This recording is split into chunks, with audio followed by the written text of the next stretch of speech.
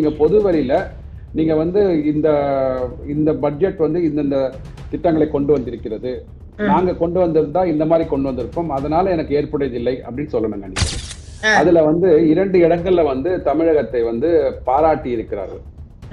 எப்படி வந்து நீங்க வந்து ஒரு ஒரு மாநிலம் வந்து நல்லா பெர்ஃபார்ம் பண்ணுது, இன்னொரு மாநிலம் நல்லா பெர்ஃபார்ம் பண்ணல, அப்படிலாம் வந்து அவங்க கோடிட்டுலாம் காமிக்கல. எந்தெந்த மாநிலங்கள் என்னென்ன பெர்ஃபார்ம் பண்ணிருக்காங்கன்றது அழகா எடுத்து சொல்லியிருக்காங்க.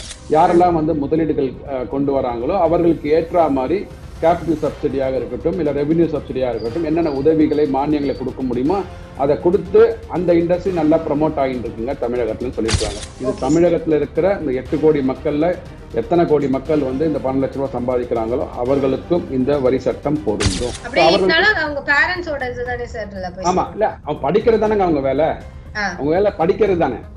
அவங்க எங்கிட்ட வருமானம் ஈட்ட முடியும்? வருமானம் ஈட்டா தானே வரி கட்ட முடியும்.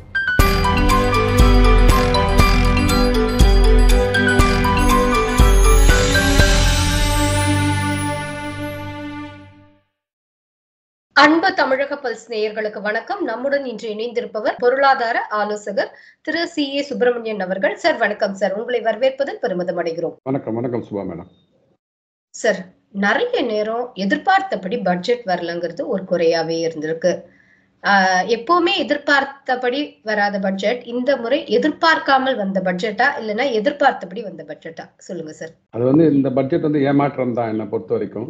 ஏமாற்றம் அப்படின்னா வந்து சந்தோஷமான ஏமாற்றம், பாசிட்டிவான ஏமாற்றம் சொல்லலாம். அதாவது யாருமே எதிர்பார்க்கல.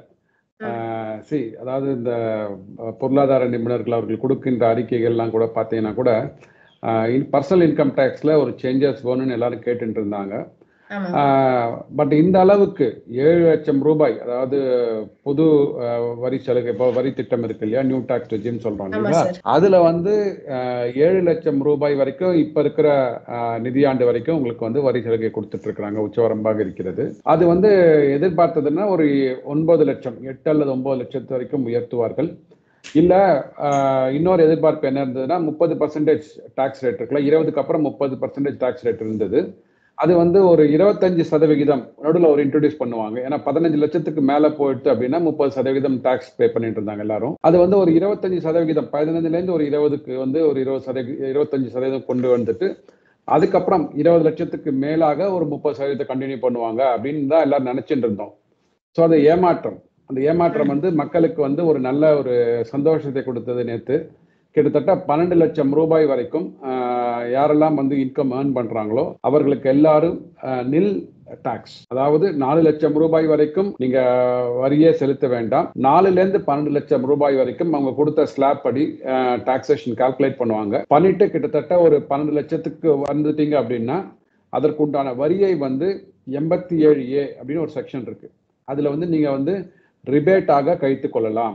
ஸோ இன் எஃபெக்ட் 12 லட்சம் ரூபாய் வரைக்கும் சம்பாதிப்பவர்களுக்கு வந்து கிட்டத்தட்ட ஒரு 70,000 - 80,000 ரூபாய் வரைக்கும் டாக்ஸே கிடையாது. அது வந்து நார்மல் எல்லாருக்குமே சம்பளம் வாங்குறாங்க பாத்தீங்க இல்லையா, சேலரிடு பீப்புள் சொல்றோம் பாத்தீங்களா, அவர்களுக்கு வந்து 12.75 லட்சம் ரூபாய் வரைக்கும் டாக்ஸ் கிடையாது. அதாவது 75,000 ரூபாய் வந்து அவங்களுக்கு ஸ்டாண்டர்ட் டிடக்ஷன் ஒரு கிளாஸ் இருக்கு. போன வருடம் 50,000 ரூபாய் இருந்தது. போன பட்ஜெட்ல வந்து 75,000 ரூபாய் ஏற்றினாங்க. ஸோ 12,75,000 ரூபாய் ஒரு தனிநபர் சம்பளம் வாங்குறாரு, சேலரி வாங்குறாரு அப்படின்னா 12,75,000 இருந்து 75,000 ஸ்டாண்டர்ட் டிடக்ஷன் கழிவு ஏற்படுத்தப்பட்டு விட்டு மீதி இருக்கிற 12 லட்சம் ரூபாய்க்கு இப்ப இருக்கிற, அதாவது வருகின்ற நிதியாண்டுல இம்ப்ளிமெண்ட் பண்ண போற அந்த புது சட்டத்தின் மூலமாக, இன்கம் டாக்ஸ் மூலமாக ஒரு பைசா கூட டாக்ஸ் வராது. கிட்டத்தட்ட வந்து 1,10,000 ரூபாய் இந்த புதிய வரி சலுகைகள் மூலமாக மக்களின் கையில் பணம் சென்றடையப்பட போகிறது. 1,10,000 ரூபாய் அப்படின்னு பாத்தீங்கன்னா மாதத்திற்கு கிட்டத்தட்ட ஒரு 9,000 ரூபாய், 10,000 ரூபாய் வச்சுக்கோங்களேன். ஸோ இவர்களோட, அதாவது இப்போ இருக்கிற மோடி அரசாங்கம் அவங்களோட வந்து கனவு திட்டம் என்ன அப்படின்னு பாத்தீங்கன்னா, முதல்ல ஒரு கட்டமைப்புகளுக்காக வந்து பணத்தை முதலீடு செய்து கொண்டு வந்தார்கள்.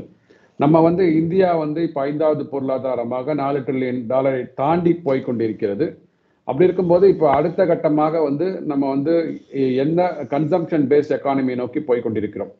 ஏன்னா நம்மளோட ஜிடிபியில பார்த்தீங்கன்னா பப்ளிக் எக்ஸ்பெண்டிச்சர்னு ஒரு காம்பனண்ட் வரும், அதுக்கப்புறமா பிரைவேட் எக்ஸ்பெண்டிச்சர், அதாவது நானே நீங்க எல்லாம் செலவு பண்றது, நிறுவனங்கள் செலவு பண்ணுகின்ற தொகைகள், கட்டமைப்புகளுக்காக செலவு பண்ற பணம் எல்லாமே வந்து ஒரு ஜிடிபியில ஒரு அங்கமாக இருக்கும். ஸோ அப்படி இருக்கும்போது உங்க கையிலயும் என் கையிலயும் ஒரு டிஸ்போசபிள் இன்கம் இருந்தால் தானே வரி போக மீதி என்கிட்ட பணம் இருந்தால் தானே திருப்பி நான் வந்து என்னுடைய வருங்காலத்திற்காக ஏதாவது முதலீடு பண்ணலாம், இல்லைன்னா வந்து பசங்களை படிக்க வைக்கிறதுக்கு இது பண்ணலாம், இல்லை புதிதாக ஒரு வாகனங்கள் வாங்கலாம், புதிதாக வீடு வாங்கலாம்.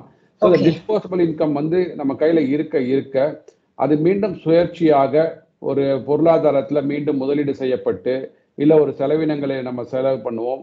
அதன் மூலமாக அது வந்து நாட்டில் உள்ள அனைத்து மக்களுக்கும் போயிட்டு ஒரு வரி மூலமாகவோ இல்லை அவங்களோட பிஸ்னஸை வந்து ப்ரொமோட் செய்வதற்காகவோ இம்ப்ரூவ் பண்ணுவதற்காக அவங்க கையில போகும்.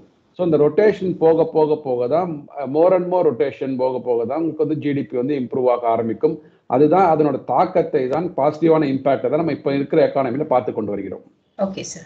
சார், இந்த வகையான பட்ஜெட்டை வந்து பார்க்கும்போது சென்ற நிதியமைச்சர் வந்து, அதாவது காங்கிரசினுடைய நிதியமைச்சர் 2 வார்த்தையில சொல்லிட்டாரு, இது வந்து மத்திய வர்க்கத்தினரையும் பீகாரிகளையும் பீகார் மாநிலத்தவர்களையும் ஒரு சாட்டிஸ்ஃபை பண்ற பட்ஜெட் அப்படின்னு சொல்லியிருக்காரு. அது வஞ்ச புகழ்ச்சி அணி மாதிரி இருக்கே சார் இது. கண்டிப்பா வஞ்ச புகழ்ச்சி தான் பண்ணுவாங்க. ஏன்னா அவர் எதிர்கட்சியில இருக்கிறாரு.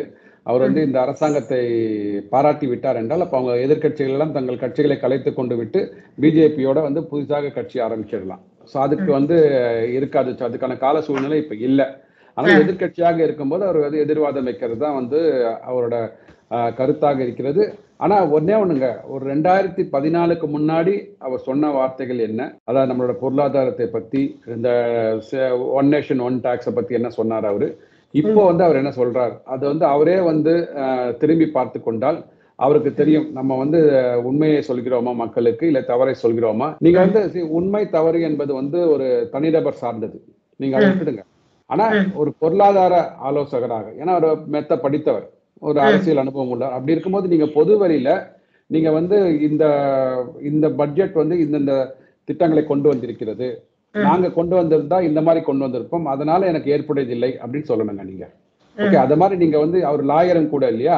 சோ அந்த ஒரு பொது வழியில நீங்க டிஃபென்ஸ் வைக்கும் போது நாங்க பண்ணினா இப்படி பண்ணிருப்போங்க, அவங்க இப்படி பண்ணல, சோ இதுல வந்து கேப் இருக்கு, இததான் அவங்க பார்க்கணும் அப்படின்னு சொல்லணும். ஓகே, ரெண்டாவது வந்து பீகாரிகளுக்கான பட்ஜெட்ல அப்படிலாம் சொல்றாங்க இல்லைங்களா. இப்போ நம்ம எதை படிக்கணுமோ அதை மட்டும் படிக்கிறாங்க, எதை படிக்க வேண்டாமோ அதை படிக்க மாட்டாங்க. ஓகே, எக்கனாமிக் சர்வே ஒரு நாளுக்கு முன்னாடி நேற்று நிதிநிலை அறிக்கை தாக்கல் பண்ணார்கள், முந்தா நாளுக்கு வந்து எக்கனாமிக் சர்வே வந்தது.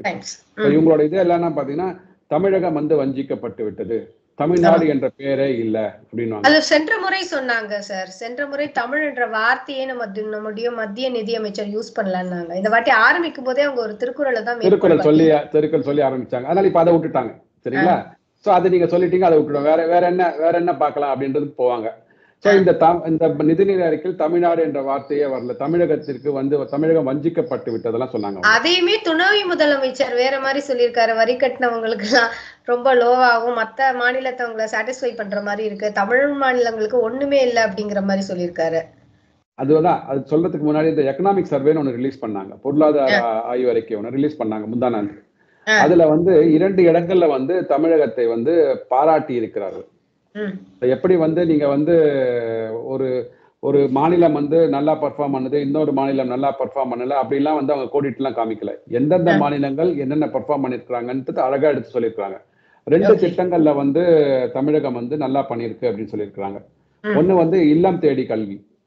இல்லம் தேடி கல்வி இந்த கொரோனா காலகட்டத்துல பாத்தீங்கன்னா வந்து நம்ம எல்லா பள்ளி கல்வி நிலையங்கள்லாம் மூடப்பட்டு விட்டன. அப்ப வந்து கல்வி கற்றல்ல குறைபாடு இருக்கக்கூடாது என்பதற்காக அப்போ வந்து மாநில அரசு இல்லம் தேடி கல்வி, அதாவது வாலண்டியர்ஸ் எல்லாம் வந்து மொபைலைஸ் பண்ணி அந்த அரசு பள்ளியில படிக்கிற மாணவர்களுக்கு வந்து இந்த ஆரம்ப கல்வியை வந்து தொடர்ந்து, ஆரம்ப கல்வியா இருக்கட்டும் இல்ல வந்து ஹையர் செகண்டரி கிளாஸா இருக்கட்டும், அனைத்து கல்வி கற்றலையும் வந்து தொடர்ந்து நடைபெற்று கொண்டு வந்தார்கள் இல்லையா. அதை வந்து நல்ல திட்டம், ஒரு இனோவேஷனான ஒரு திட்டம் அப்படின்னு சொல்லிட்டு பாராட்டியிருக்காங்க எக்கனாமிக் சர்வேல. இதுல வந்து அவங்க எக்கனாமிக் சர்வேல கொடுக்கறது, அது எஸ்பெஷலி கல்விக்கு நீங்க கொடுக்கறதுக்கு வந்து இதுக்கு வந்து பண மதிப்பு போட முடியாதுங்க. இது இன்டான்ஜிபிள் பெனிஃபிட். நீங்க நல்லா பண்ணிருக்கீங்க, பாராட்டி இருக்கிறாங்க. இதனோட ஒரு நல்ல ஒரு விளைவு வந்து உங்களுக்கு இன்னும் ஒரு 10-20 ஆண்டுகளுக்கு அப்புறமா இந்த மாணவியர்கள்லாம் படித்து பட்டம் பெற்று மேல வந்து ஒரு ஆண்டர்பிரனரா வரும்போது தமிழகத்துல ஒரு பெரிய தொழில் தொடங்குவாங்க. மத்திய அரசாங்கம் சரி, மாநில அரசாங்கம் சரி, அதுக்கு வந்து கடனுதவி கொடுப்பாங்க. அப்ப வந்து நல்ல ஒரு வல்லரசாக தமிழகம் மாறதுக்கு வாய்ப்பு இருக்கு. சோ இது வந்து குவான்டிஃபை பண்ண முடியாது. இது இல்லம் தேடி கல்வியை அப்ரிஷியேட் பண்றாங்க. ரெண்டாவது வந்து ஃபுட்வேர் அண்ட் லெதர் இண்டஸ்ட்ரி, காலடிகள் அண்ட் தோல் இண்டஸ்ட்ரியை பொறுத்த வரைக்கும் ஒரு நல்ல ஒரு பாலிசி இங்க வந்து இம்ப்ளிமெண்ட் பண்ணியிருக்கிறாங்க. 2022 இந்த பாலிசி கொண்டு வந்திருக்கிறாங்க. யாரெல்லாம் வந்து முதலீடுகள் கொண்டு வராங்களோ அவர்களுக்கு ஏற்ற மாதிரி கேபிட்டல் சப்சிடியாக இருக்கட்டும் இல்ல ரெவென்யூ சப்சிடியாக இருக்கட்டும் என்னென்ன உதவிகளை மானியங்களை கொடுக்க முடியுமோ அதை கொடுத்து அந்த இண்டஸ்ட்ரி நல்லா ப்ரமோட் ஆகிட்டு இருக்குங்க தமிழகத்துல சொல்லியிருக்காங்க. தமிழகம் எங்க மென்ஷன் பண்ணல, economic survey is part and parcel of மத்திய நிதிநிலை அறிக்கை. எக்கனாமிக் சர்வேல வந்து நம்ம எதை நோக்கி போய் கொண்டிருக்கிறோம், எந்தெந்த செக்டார்ல இன்வெஸ்ட் பண்ண போறோம், எந்தெந்த செக்டார் எப்படி பர்ஃபார்ம் பண்ணிச்சு போன வருஷங்கள்லாம், அடுத்தது நம்ம வந்து எப்படி தொலைநோக்கு பார்வையை கொண்டு போறோம்ன்றதை வச்சு வடிவமைத்து அதற்கு குவான்டிடேட்டிவா பணம் அலோகேஷன் நிதி ஒதுக்கீடு பண்றது வந்து பட்ஜெட். இந்த ரெண்டு டாக்குமெண்ட் நீங்க ஒன்னா சேர்ந்து படிக்கணும். எனக்கு வேணும்னா நான் வந்து ரெண்டுத்தையும் சேர்த்து ஒன்னா படிக்க மாட்டேன், வேணும்னா தனித்தனியா படிப்பேன் அப்படின்றது வந்து இது எந்த விதமான ஒரு மனநிலைன்னு பாருங்க. ஓகேங்களா? இப்போ அதை தாண்டி வருவோம். நம்ம இப்போ நிறைய திட்டங்களை வந்து ஒதுக்கி இருக்கிறாங்க இந்த மத்திய நிதிநிலை அறிக்கையில. இப்ப நான் சொன்ன மாதிரி இந்த ஒரு 12 லட்சம் ரூபாய் வரைக்கும் சம்பாதிப்பவர்களுக்கு 12.75 ரூபாய் வரைக்கும் சேலரி வாங்குவவர்களுக்கு வந்து குறைச்சிருக்காங்க. இப்ப தமிழகத்துல ஒரு நபர் இருக்கிறாங்க, ஓகே, அந்த நபர் வந்து 12 லட்சம் சம்பாதிக்கிறாங்க. இப்ப அவங்களுக்கு அந்த வரி சலுகை கிடைக்குமா கிடைக்காதா? சார் அவங்க சாலரிடு ஸ்லிப் வந்து அந்த 12 lakhsக்குள்ள இருந்ததுன்னா ஆனம் அவங்களுக்கு கிடையாது இல்லையா சார்?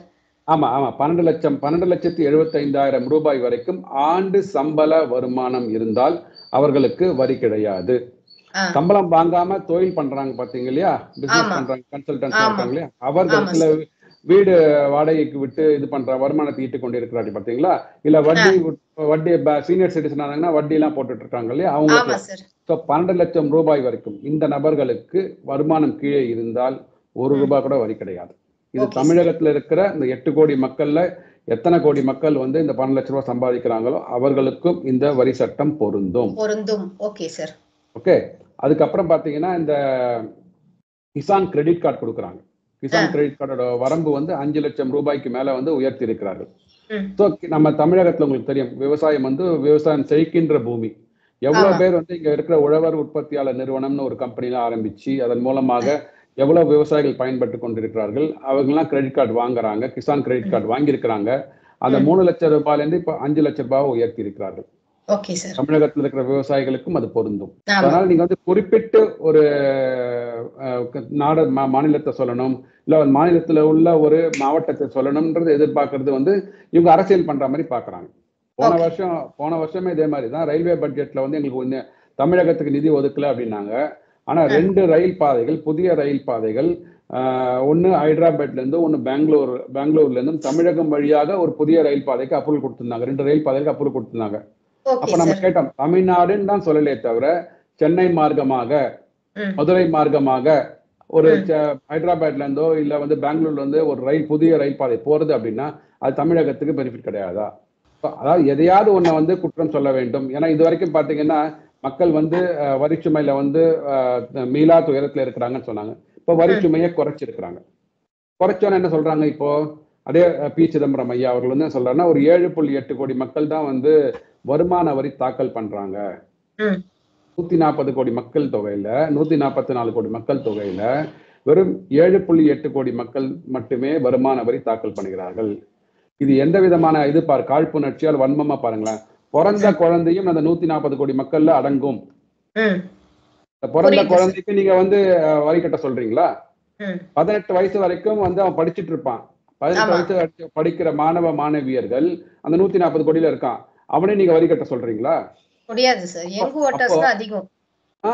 அப்போ நீங்க எப்படி பார்க்கணும் அப்படின்னா, அந்த 140 கோடி மக்கள்ல வாக்காளர்கள் எண்ணிக்கை எவ்வளவு?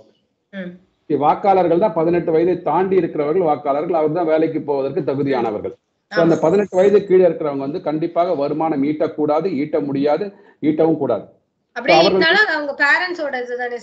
ஆமா, இல்ல அவன் படிக்கிறது தானே அவங்க வேலை. அவங்க வேலை படிக்கிறது தானே. அவங்க எங்க வருமானம் ஈட்ட முடியும்? வருமானம் ஈட்டா தானே வரி கட்ட முடியும். சோ இதுதான் ஒரு புதிய நேரேட்டிவ் செட் பண்ணிட்டு இருக்காங்க. 144 கோடி மக்கள் தொகையில 7.8 தான் கட்டுறாங்க வரி அப்படின்றாங்க. சார் அதுல 18 வயது கீழே உள்ளவங்க, இப்ப நம்ம வாக்காளர்கள் எண்ணிக்கையும் கிட்டத்தட்ட பாத்தீங்கன்னா ஒரு 70 கோடி மக்கள் வாக்களிக்கிறதுக்காக வாக்களிக்கும் வயதில் இருக்கிறார்கள். எவ்வளவு பேர் வாக்களிக்கிறாங்கன்னு தெரியாது. சோ 70 கோடி மக்கள் தான். ஸோ பாதிக்கு பாதி உங்களுக்கு வந்து யங் இண்டிவிஜுவல்ஸா மாறிடுறாங்க, மாணவ மாணவிகள் மாறிடுறாங்க. அவங்களுக்கு கழட்டி விட்டுடுங்க. மீதி இருக்கிற 70 கோடி மக்கள்ல ஓகே சீனியர் சிட்டிசன் 60 வயது ஆனதுக்கு அப்புறம் ஓகே அவர்களுக்கு வந்து ரிட்டையர்மெண்ட் ஆயிட்டு இப்போ கவர்மெண்ட்ல தான் பென்ஷன் கொடுப்பாங்க, தனி நிறுவனத்துல பென்ஷன் கிடையாது. ஸோ அவர்களுக்கு இருக்கிற வைப்பு தொகையை வைத்து வட்டியில கொடுத்து தான் சாப்பிட்டு இருக்காங்க வச்சுக்கோங்க. அது வந்து வருமான வரிக்குள்ள வருமா வராதா நமக்கு தெரியாது. ஸோ அதனால அந்த 70 வயது இல்ல 65 வயதுக்கு மேல இருக்கிற பெரியவர்களையும் நீங்க வந்து இன்கம் டாக்ஸ் கட்டணும்னு எதிர்பார்க்க முடியாது. இன்பிட்வீன் பாத்தீங்கன்னா ஒரு 25 வயசுல இருந்து, ஏன்னா 21 வயசுல அவன் காலேஜுக்கு போவான். ஸோ 24 வயசுல அந்த போஸ்ட் கிராஜுவேஷன் முடிக்கிறான்னா ஒரு 24-25 வயதுல இருந்து 60 வயது இருக்கிற இங்க இருக்கிற இந்திய மக்கள் தொகையில உள்ளவங்களை மட்டும்தான் நீங்க வருமான வரி செலுத்துபவர்களாக நீங்க கருத முடியும். கிட்டத்தட்ட 50-60 கோடி வருது வச்சுக்கோங்க, 60 கோடி மக்கள் வராங்க வச்சுக்கோங்களேன். அந்த 60 கோடி மக்கள்ல 8 கோடி மக்கள் வந்து உங்களுக்கு வரி செலுத்துறாங்க. அவ்வளவுதான் நீங்க பார்க்கணும். கிட்டத்தட்ட ஒரு 15%. ஒரு நாட்டின் மக்கள் தொகையில 15% மக்கள் வந்து வரி செலுத்துறாங்கன்னா அது பெரிய இது. ஏன்னா இன்னும் ஒரு படி மேல போவோம். நம்ம தெரியும் தமிழ்நாடுன்றது வந்து இந்தியாவே எடுத்துட்டீங்கன்னா ஒரு 54% மக்கள் விவசாயத்தை சார்ந்து இருக்கிறார்கள். விவசாயத்துக்கு வரி கிடையாது இந்தியாவில், இன்கம் டாக்ஸ் கிடையாது. அதாவது மாநில அரசாங்கம் தான் வரி விதிப்பாங்க, ஓகேங்களா? அது நில வரி, சொத்து வரி விதிச்சிருப்பாங்க அவங்க. ஸோ அந்த 60 கோடி மக்கள்லையும் 54% மக்கள் வந்து விவசாயத்தை சார்ந்து இருக்கிறார்கள் என்றால் விவசாயத்திலிருந்து வருகின்ற இன்கத்துக்கு அவங்க டாக்ஸ் கட்டுறது இல்லை அப்படின்னா ஏன் டாக்ஸ் ரிட்டர்ன் ஃபைல் பண்ணவங்க? அப்போ கிட்டத்தட்ட 30 கோடி மக்கள் தான். ஸோ 8 கோடி மக்கள் ரிட்டர்ன் ஃபைல் பண்றாங்க, 30 கோடி மக்கள் தான் வந்து வருமானத்தை ஈட்டுகின்ற அந்த இன்கம் டாக்ஸ் கிரைட்டீரியா ஃபுல்ஃபில்ற மக்களாக இருக்கிறார்கள். ஸோ 30 கோடி மக்கள்ல 8 கோடி மக்கள்னா கிட்டத்தட்ட 25%. 25% மக்கள் உங்களுக்கு வந்து வருமான வரி செலுத்துகிறார்கள். என்ன நீங்க ஆண்ட காலத்துல 2014க்கு முன்னாடி 2004ல 2014 எத்தனை பேர் வரி செலுத்தினாங்க, எவ்வளவு பேர் வந்து இன்கம் டாக்ஸ்ல வந்து நமக்கு தெரியும். எல்லாம் இந்த நம்பர் 2 எக்கானமில எவ்வளவு இருந்ததாங்க. ஸோ இதெல்லாம் பார்த்து புரிந்து அவர்கள் பேச வேண்டும். பொதுவாக அதாவது நீங்க வந்து ஒரு தளத்துல இருக்கிறீங்க, நீங்க சொல்றதை வந்து மக்கள் அப்படியே நம்புறாங்க. ஆனா மக்கள் இப்போ வந்து எல்லாம் இன்ஃபர்மேஷன்ஸ்லாம் வந்து அவங்களுக்கு ஹேண்ட்ல இருக்கிறதுனால, ஸோ கையில இருக்கிற அலைபேசியில் இருக்கிறதுனால பார்த்துக்கிறாங்க. பட் இதை வந்து எல்லாருமே பேச ஆரம்பிச்சிருக்காங்க. 144 கோடி மக்கள் 8 கோடி தான் வந்து ரிட்டர்ன் ஃபைல் பண்றாங்க. அப்படி கிடையாது. அதுல சின்ன குழந்தைங்கள்லாம் படிக்கிற கல்வி கற்கின்ற மாணவர்கள் பண்ண மாட்டாங்க. விவசாயத்தை சார்ந்த நாடு நம்மளோட நாடு. 55% மக்கள் விவசாயத்தை சார்ந்து இருக்கிறார்கள். அவரோட வருமானம் இன்கம் டாக்ஸ்குள்ள கட்டுக்குள்ள வராது. இதெல்லாம் புரியும் நல்லா இருக்கும். ஏதோ ஒன்று நம்ம அரசியலை பண்ண வேண்டும். நிதிநிலை அறிக்கை இந்த வாட்டி வந்து மக்களுக்கு ஒரு நிம்மதியை தந்திருக்கிறது, ஒரு சந்தோஷத்தை தந்திருக்கிறது. யாருமே எதிர்பார்க்காதது. நாங்க சொன்ன மாதிரி 7 லட்சத்திலிருந்து 12 லட்சம் 5 லட்சம் ரூபாய் உயர்த்தி இருக்கிறார்கள். கிட்டத்தட்ட 80% மேல, 70-80% மேல. இதுவரை எனக்கு தெரிந்து ஒரு 30-40 வருடங்கள்ல வந்து ஒரு பெரிய அதிகமான இந்த வருட பட்ஜெட் தான். அந்த 1,10,000 அவங்க என்ன சொல்றாங்கன்னா, ஏன் இவ்வளவு வரி குறைப்பு ஏற்பட்டு இருக்கிறது அப்படின்னா அவங்களுக்கு புரிகிறது. நம்ம வரி குறைப்பு ஏற்பட்டால் நம்ம வந்து நுகர்வு பொருளாதாரத்தை நோக்கி போய் கொண்டிருக்கிறோம். சேவிங்ஸ் பொருளாதாரத்திலே நம்ம நுகர்வு பொருளாதாரத்துக்கு போறோம். ஸோ மக்கள் வந்து அனைவரும் வந்து செலவழிப்பதை வந்து விரும்புகிறார்கள். ஆரோக்கியமான செலவுகளுக்கு போறாங்க. அவங்க எல்லாரும் வந்து நீங்க டெக்னாலஜி வந்து யாரும் மொபைல் இல்லாதவங்க கிடையாது, லேப்டாப் இல்லாத வீடு கிடையாது. அப்புறம் ஒரு வீட்டுல பாத்தீங்கன்னா கிட்டத்தட்ட ஒரு 4 வண்டி இருக்குது, 2 சக்கர வாகனம். அப்பா பைக்ல போனாருன்னா அம்மா வந்து ஸ்கூட்டில போறாங்க, பையன் வந்து புல்லட்ல போறான், ஸோ தங்க வந்து டிவிஎஸ் 50ல போறாங்க. நீங்க எடுத்துக்கோங்களேன், முன்னாடி வந்து ஒரு சைக்கிள் இருந்த வீடு 4 சைக்கிளாக மாறி இப்ப 4 சைக்கிள் என்பது 4 இருசக்கரமாக வாகனமா மாறி இருக்கு. 3ஆவது இருக்கும் குறைஞ்சபட்சம் ஒரு வீட்டுல. அப்ப நம்ம வந்து நுகர்வு பொருளாதாரத்தை நோக்கி போகும்போது மக்கள் கையில பணம் கொடுத்தீங்கன்னா அது வந்து ஒரு சந்தோஷமான செலவுகளுக்கு வந்து வழிவகுக்கும். அதனாலதான் வந்து இந்த மாதிரியான டாக்ஸ் சேவிங் கன்சம்ப்ஷன் பேஸ்ட் எக்கானமியை போகணுன்றதுக்காக தான் மக்கள் கையில வந்து வரி பணத்தை கொடுக்குறாங்க. சோ இப்ப வந்து வரிச்சுமை குறைப்பதனாலேயே மக்கள் வந்து கொஞ்சம் அதிகமா செலவு பண்ணுவாங்க. அப்ப அவங்களுக்கான பொருட்களை வாங்குவாங்க. இன்டைரக்டா ப்ரொடக்ஷன் இண்டஸ்ட்ரி, இன்டைரக்டா கன்சப்ஷன் ஆஃப் தி குட்ஸ், வேலை வாய்ப்பு எல்லாமே இன்க்ரீஸ் ஆகும்னு சொல்றீங்க. தொழில்துறை இன்க்ரீஸ் ஆகும். அதாவது ஒரு இடத்துல நம்ம விட்டு கொடுப்பதனால பல இடத்துல லாபங்கள் இருக்கு. அது மக்களும் வாங்கி பயனடைறது மூலமா அரசுக்கும் இன்டைரக்டா நிறைய பெனிஃபிட்ஸ் இருக்குன்னு சொல்லி ஃபீல் பண்றீங்க. இது ஏன் காங்கிரஸ் அரசாங்கம் பண்ண முடியல? இது வந்து பெரிய கம்பசூத்திரம் இல்லைங்க, இது யார் வேணா பண்ணலாம். ஏன் பண்ண முடியல? ஏன்னா அவங்க இன்ஃப்ராஸ்ட்ரக்சரை கிரியேட் பண்ணல. இன்ஃப்ராஸ்ட்ரக்சர் நான் சொல்றது இந்த டிஜிட்டல் இன்ஃப்ராஸ்ட்ரக்சர். அதாவது நீங்க வந்து ஒருத்தர் வருமானம் ஈட்டுகிறார், ஒருத்தர் தொழில் தொடங்குகிறார் அப்படின்னா அவங்களோட வருமானத்தை வந்து நீங்க எப்படி வந்து கவர்மெண்ட் ரெக்கார்ட்ஸ்குள்ள கொண்டு வருது. ஒருத்தர் தொழில் தொடங்குறாருன்னா எப்படி வந்து அவங்களோட விற்பனை வரியோ இல்ல மேனுஃபேக்சரிங் சென்ட்ரல் எக்சைஸ் வரியோ எப்படி நீங்க உள்ள கொண்டு வருது. அதுல அவங்க காலத்துல வந்து அதெல்லாம் பண்ணவே இல்லை. இந்த அரசாங்கம் வந்ததுக்கு அப்புறம் தான் one nation one tax GST கொண்டு வந்தாங்க, யூபிஐ கொண்டு வந்தாங்க. ஸோ இப்போ வந்து பூ விற்கிற அம்மாவா இருக்கட்டும் இல்ல காய்கறி நடத்துகின்ற அண்ணாவா இருக்கட்டும் அவங்க ஜிபே மூலமாக வாங்குறாங்க, யூபிஐ மூலமா பணம் வாங்குறாங்க. எல்லாமே பணம் வந்து உங்களுக்கு என்ன ஆகுதுன்னா ஒரு கட்டுப்படுத்தப்பட்ட ஒரு பொருளாதாரத்துக்குள்ள வருது. ஆர்கனைஸ்டு செக்டரா மாறுகிறாங்க. அன்ஆர்கனைஸ் செக்டார்ல இருந்து அவங்க ஆர்கனைஸ் செக்டரா மாறுறாங்க.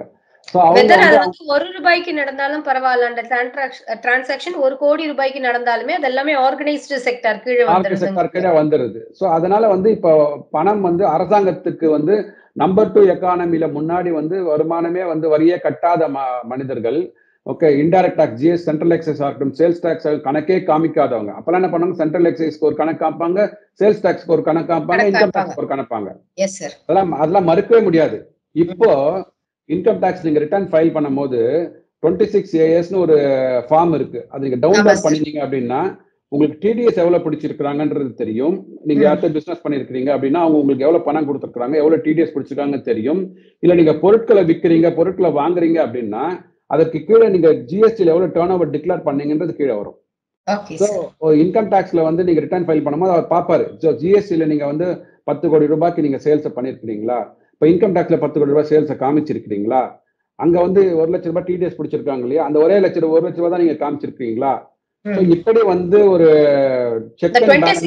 வச்சு ஒரு கிராஸ் வெரிஃபிகேஷன் பண்ணிக்கலாம், கண்டிப்பா பண்ணிக்கலாம். ஸோ அனைவருக்கும் இந்த இன்ஃபர்மேஷன் இருக்கிறது. அது பேங்க்ல உள்ள ஆபீசர்ஸா இருக்கட்டும் இல்ல ஜிஎஸ்டி ஆபீசர்ஸா இருக்கட்டும் இன்கம் டாக்ஸ் ஆபீசரா இருக்கட்டும், இது ஒரே நெட்வொர்க்ல ஒர்க் பண்றதுனால ஸோ உங்களுக்கு பிளாட்ஃபார்ம்ல இருக்கும்போது இன்ஃபர்மேஷன் ஈஸியா வரும்போது யாராலும் ஏமாற்ற முடியாது. Okay sir. அதாவது 100% இந்தியா வந்து ஏமாத்தலையான்னு கேட்டீங்கன்னா ஏதாவது ஒரு நபர்கள், அது இதையும் வந்து தில்லாலங்கடியா இருக்கிறவங்க ஏமாத்துறதுக்கு வாய்ப்புகள் இருக்கிறது. ஆனா வந்து இந்த ஏமாற்றுவது நம்பர் 2 எக்கானமி என்பது குறைந்து கொண்டே வருகிறது. அதுதான் நம்மளோட இன்கம் டாக்ஸ் கலெக்ஷன்லயும் பாக்குறோம், ஜிஎஸ்டி கலெக்ஷன்லயும் பாக்குறோம். நேத்து வந்த GST collection for January 2025 1.92 lakh crore collection. Okay sir. Second highest if I remember correct.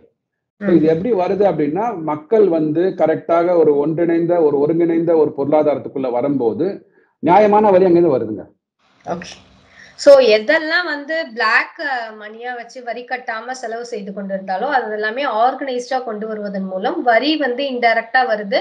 அதே சமயம் மக்களும் செலவை வந்து செய்யறாங்க. சோ தொழில்துறை வேலை வாய்ப்புகள் எல்லாமே பெருகுது அப்படிங்கறத சொல்றீங்க சார். ரொம்ப வந்து எப்பவுமே பட்ஜெட்னா ஒரு இஃப் அண்ட் டவுன்ஸ் இருக்கும். இதுல விலை ஏத்துவாங்க, அதுல எங்கப்பா விலை ஏத்திருக்காங்க அப்படி எல்லாம் பார்த்துட்டே இருக்கும்போது திடீர்னு பார்த்தா கிட்டத்தட்ட 36 உயிர்காக்கும் மருந்துகளுக்கு சுங்க வரியை வந்து குறைச்சிருக்காங்க அப்படிங்கிற மாதிரி ஜீரோ பண்ணிருக்காங்க. லைஃப் சேவிங் ட்ரக்ஸ் சொல்லுவாங்க. கஸ்டமர்ஸ் அனைத்து கேன்சர் உள்ளிட்ட வியாதிகளுக்கு குணமாக்கக்கூடிய லைஃப் சேவிங் ட்ரக்ஸுக்கு வந்து 36 மருந்துகளுக்கு வந்து கஸ்டம் டியூட்டி 0% ஆக்கியிருக்காங்க. அத மாதிரி இன்னொரு 8 லைஃப் சேவிங் ட்ரக்ஸுக்கு வந்து முந்தைய இருந்த வரியை விட 5% கஸ்டம்ஸ் டியூட்டி குறைச்சிருக்கிறாங்க. ஸோ மக்களோட ஹெல்த் கேரும் அப்புறம் இந்த ஹவுசிங்காக இந்த ஆவாஸ் யோஜனாலாம் தொடர்ந்து இப்ப அடுத்த வாரத்துல வரும்போது கூட உங்களுக்கு வந்து நிதி ஒதுக்கீடு பண்ணிருக்காங்க. அத மாதிரி ஜல்ஜீவன் திட்டம் வந்து இப்ப 80% ரூரல் ஏரியாஸ்ல வந்து வீட்டுக்கு குழாய் இணைப்பு கொடுத்துட்டாங்க, குடிநீர் குழாய் இணைப்பு கொடுத்துட்டாங்க. இன்னும் ஒரு 2028க்குள்ள இன்னும் 20% மீதி இருக்கிற 20% ரூரல் ஹவுஸ் ஹோல்ட்ஸ்க்கு அனைத்து இல்லங்களுக்கும் ஜல்ஜீவன் திட்டத்தின் மூலமாக குடிநீர் குழாய் இணைப்பு கொடுக்க போறாங்க. அடுத்த கட்டம். எனக்கு இந்த இடத்துல தான் சார் ஒரு டவுட். ஜல்ஜீவன் திட்டத்துக்கு அதற்கான நிதி எல்லாம் இது பண்ணும்போது பொதுவாகவே இந்த நதிகள் ஒருங்கிணைப்புங்கிறது இவர்களுடைய, அதாவது மத்தியில் ஆளும் பாஜக அரசினுடைய ஒரு தாரக மந்திரமாகவே இருந்தது. சமீபத்தில் கூட அதற்கான அடிக்கல் வந்து நாட்டப்பட்டதுலாம் நம்ம பார்த்தோம். சோ அப்படி இருக்கும்போது இந்த நதிகள் இணைப்பை மேம்படுத்துவோம் இல்லைன்னா நதிகளுக்கான ஒரு நதிநீர் திட்டம் அப்படிங்கிறதுக்கான ஒரு தனி ஒதுக்கீடு இந்த பட்ஜெட்ல இல்லையோ அப்படிங்கறத பார்க்க முடியுது சார்.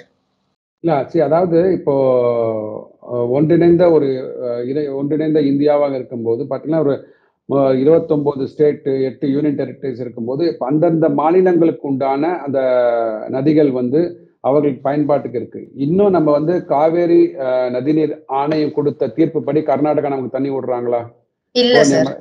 இப்போ வந்து நம்ம சரி இது விதமாக ஒரு ஆணையத்தை கொண்டு வரோம், ஒரு சட்டத்தை ஏற்றுறோம் அப்படின்னா கூட இன்னைக்கு இருக்கிற ஜனநாயகத்துல வந்து பாத்தீங்கன்னா அதுதான் வந்து பிளஸிங் அண்ட் டிஸ்கைஸ்னுவாங்க. ஜனநாயகம் என்பது இருக்கிற 140 கோடி மக்களும் சேர்ந்து இங்க இவர்களுக்கு வசதி இல்லைன்னா அங்க காஷ்மீர்ல இருக்கிறவங்க வசதி நமக்கு என்ன பண்ணி தரலாம், காஷ்மீர்ல வசதி இல்லைன்னா கன்னியாகுமரியில் கொடுக்கணும்ன்றதுதான் வந்து ஒருங்கிணைந்த இந்தியாவோட நோக்கமாக இருக்கும்.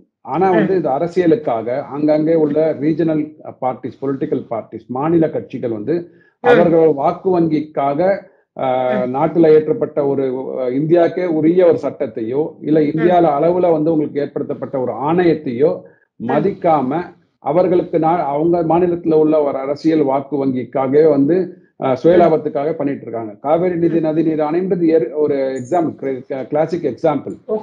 நீட் எடுத்துக்கோங்க. நீட் வந்து பாராளுமன்றத்துல லோக்சபாலையும் ராஜ்யசபாலையும் ஏற்றப்பட்ட சட்டம். ஞாபகம் வருது சார். இன்னொன்னு கூட சொல்லிருக்காங்க, அடுத்த ஒரு 5 ஆண்டுகள்ல 75,000 மருத்துவ இடங்களை வந்து இன்க்ரீஸ் பண்ண போறோம். முதல் கட்டமாக அடுத்த ஆண்டு 10,000 மருத்துவ இடங்களை இன்க்ரீஸ் பண்ண போறோம்னு சொல்லியிருக்காங்க.